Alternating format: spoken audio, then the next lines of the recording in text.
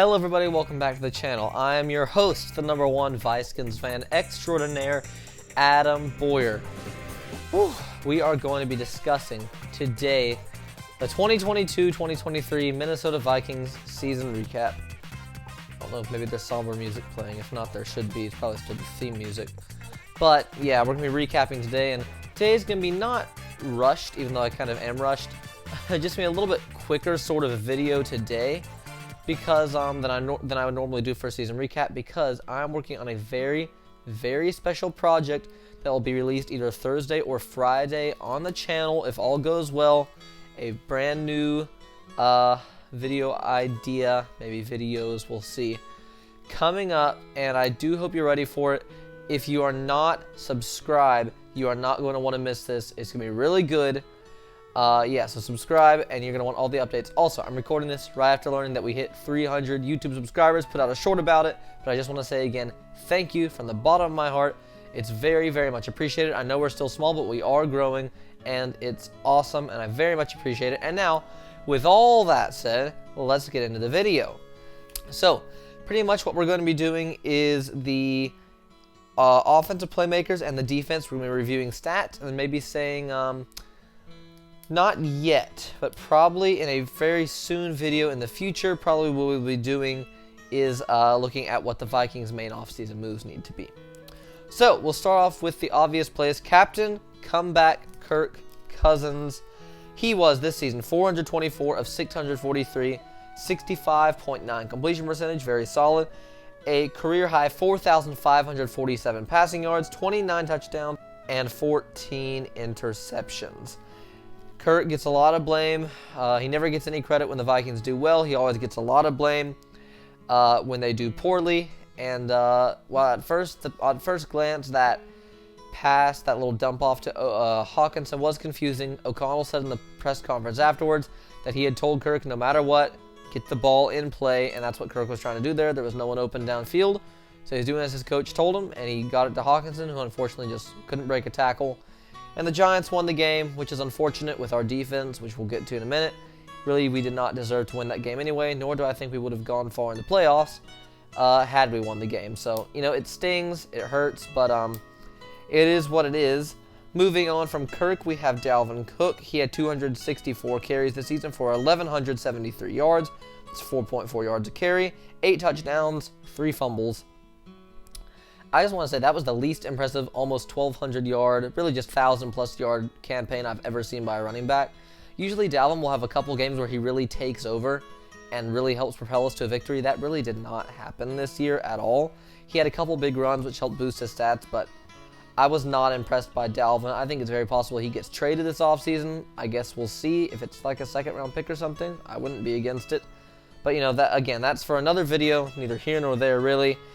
3 fumbles. Fumbles have plagued him his entire career. Those occasional, just gut-wrenching, stupid fumbles. And, you know, it happens to the best of them for the most part. But really, the best of the best don't really fumble, honestly. Dalvin's got to get that cleaned up for sure. Our leading receiver, of course, Mr. Gritty himself, Justin Jefferson. 184 catches, 1,809 yards. That's 14.1 yards per catch, and 8 touchdowns. What a year for Kid Dynamite. It was an incredible season. I would not say it went to waste for him at all. A lot of personal accomplishments for him, such as he said he's being the best receiver in the league by the time the season was over. I think he proved that he is at least very near the top, if not the best receiver in the league. I don't know who's really going to challenge him and can say definitively, I'm a better receiver. The closest you can come is probably Stephon Diggs or Tyreek Hill, maybe Devontae Adams. But I really think Justin Jefferson right now is the best receiver in the league, and we're very lucky to have him.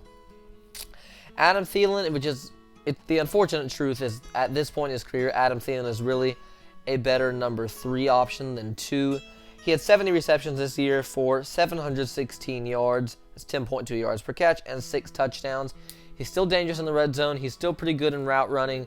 But, you know, just slowing down with age, you know, doesn't have that same step that he used to. He's about 30 now, and so it's unfortunate. I've liked Adam Thielen for a long time, being undrafted and all, and working his way up the roster and just becoming the player that he is, the excellent player. And I'm very glad he's had a successful career.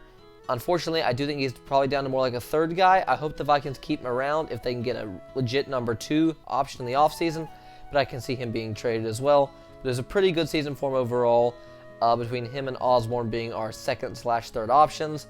We just could have used a little more, but, you know, again, lots of passing yards for Cousins, so, and 6 touchdowns. It was a pretty decent season for Thielen. Of course, our mid-season trade acquisition, TJ Hawkinson, 86 receptions, 914 yards, 8.6 yards per catch, and 3 touchdowns. And of course, most of those catches and receiving yards were after he got traded to us. I don't believe there was ever a game he was targeted less than 5 times. And yeah, I'm very glad we traded for him. He will be a franchise player, I think. I don't know why he wouldn't be. I think between him, Irv Smith, and Johnny Munt, we could have a very dangerous tight end duo, or trio. Irv Smith could make a great number 2 option at tight end. Maybe he'll be a number 1. We don't know. But I'm very glad we traded for him. Great season, and he's a big threat. Probably, I think next year you'll probably see a lot of him in the red zone. And then, of course, more somber music. We get to our defense. 28th with 427 points allowed. 31st in total yards allowed with 6,608 yards allowed. 4,515 passing yards allowed. 31st. 23 passing touchdowns, 14th. That was a little bit better. They were better in scoring a little bit. 2,093 rushing yards allowed. That's 20th. Our rushing defense was not that great. 18 rushing touchdowns. This is 22nd. 38 sacks they got. That's decent, but not really great. That's a big regression, honestly, from last season somehow. That's 21st in the league. The one thing we were good in was in takeaways. 15 interceptions, 11 forced fumbles, 10 were recovered. And then 25 turnovers total is 8th in the league in total turnovers. This team, there's a lot of talent on defense, but there's also a lot of aging veterans. Harrison Smith, Patrick Peterson, Eric Kendricks. You know, I think it's unfortunate, but I think it's the hard truth that we're going to have to let a lot of guys go this offseason. That's probably going to be something we're going to be talking about in future videos. But, yeah, I don't really know what's wrong with this team. I don't know if it was the scheme. They don't have the personnel for it. I don't know what. I know scheme was part of the problem. They a lot of the times did not have Zadarius Smith and Danielle Hunter blocking or pass rushing together. They had these guys pass covering for whatever reason. I don't know.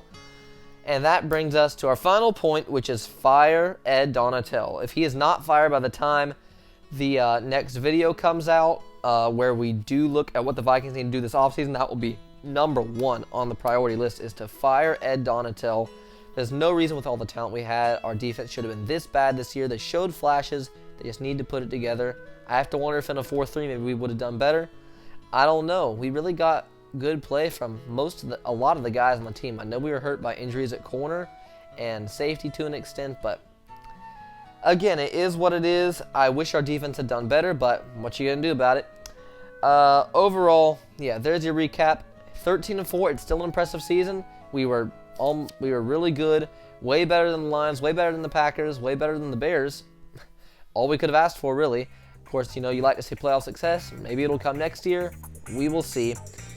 But yeah, that's about all I have for you for now. Let me know, Vikings fans, and even if you're not Vikings fans, go down in the comments and let me know what you think our offseason priorities need to be and any thoughts you have on the Vikings season and their recap.